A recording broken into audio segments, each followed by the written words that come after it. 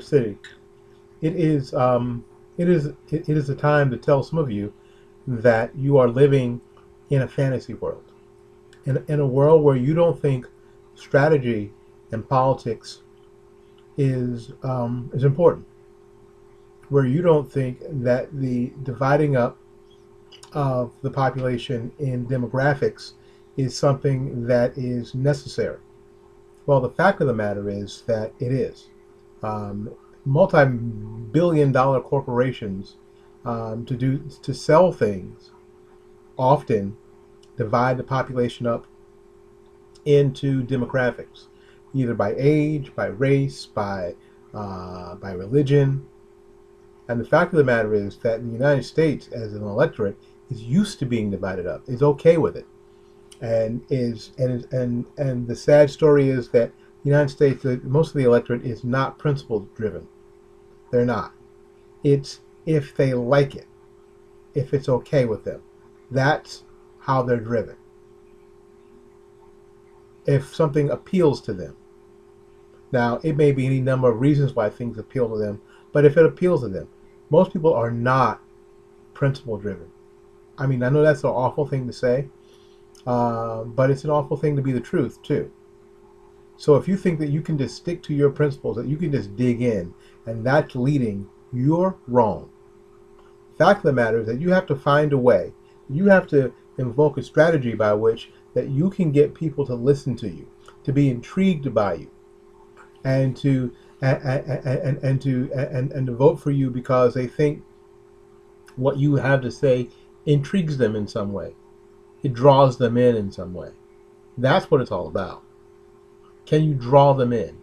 Can you get their attention?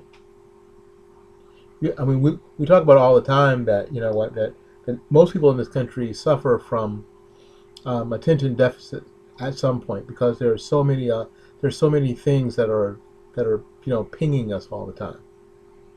So the way that conservatives and Republicans win in 2014 and 2016 is not to change their message, is not to desert your principles, but can you find a way?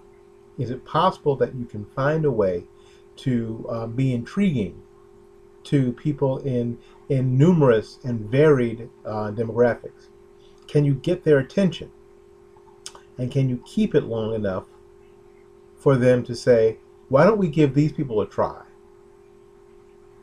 Because, someone said, maybe we don't want to do that because everybody's just trying to get what they want. And I think that's the deal, that everybody's just trying to get what they want. I think people who are constitutional libertarians just want to live the lifestyle that they want. Everybody just wants what they want. That's the truth. Everybody just wants what they want. And now the idea is that if you can make liberty and freedom and economic opportunity, if you can make it cool, if you can make it hip, if you can make personal responsibility hip, why? Because at the end of all that, there is a huge gain, not only to the collective, but to the individual. Then you'll have something. That's what it's all about, folks. It's about developing a strategy that makes your viewpoint intriguing to people enough to try. Yeah, you got to sell it, and you got to have the right person to sell it. That's all there is to it. That's what it's all about. And I know that makes some of you sad and angry, but welcome to the truth. See you later.